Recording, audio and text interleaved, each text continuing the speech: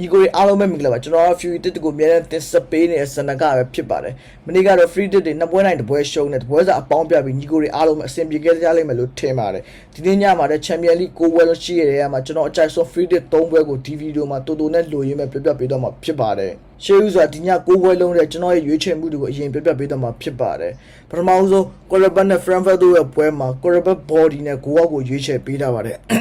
Galatasaray နဲ့ Atletico Madrid တို့ရဲ့ပွဲမှာ9အောက်တစ်ချောင်းနဲ့ကိုပဲရွေးချယ်ပေးထားပါတယ်Atlanta နဲ့ Atletico Bilbao ရဲ့ပွဲမှာ Atletico Bilbao နဲ့9ဘောကိုရွေးချယ်ပေးထားပါတယ် Bayern နဲ့ Saint Clorin နဲ့ပွဲမှာ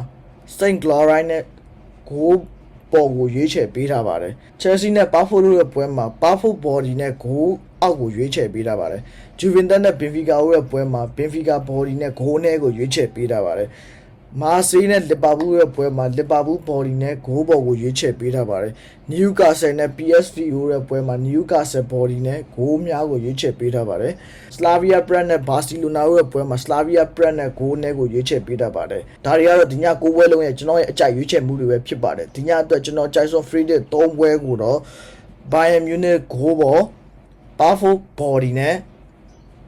Juventus 9နဲ့ကိုရွေးချယ်ပေးထားပါတယ်ညီကိုတွေအကြိုက်သူမှာကစားပါအကြိုက်မသူရင်ဘက်ကန်နိုင်ပါတယ်ပွဲများများကစားနေတဲ့ညီကိုတွေတက်လက်ဘိုင်ယိုမှာကျွန်တော်ရဲ့ Telegram link ကိုချပေးထားပါတယ်ဗီဒီယိုကနေ့တိုင်းတင်ဖို့အခက်အခဲရှိတာမလို့ Telegram channel မှာတော့ကျွန်တော်နေ့တိုင်းဒီပွဲတွေရွေးပေးနေပါတယ်ပြီးတော့လည်းဂျာစီကန်ဆယ်မဲတွေမဲဖောက်ပေးနေတာမလို့ကန်ဆယ်ညင်တဲ့ညီကိုများဘိုင်ယိုကကျွန်တော်ရဲ့ Telegram channel link ကို join ပြီးတော့အားလုံးပဲကန်ဆယ်နိုင်ပါတယ်ညီကိုတွေအားလုံးပဲဒီညလည်းဆက်ပြီးအပေါင်းပြနိုင်ကြပါစေ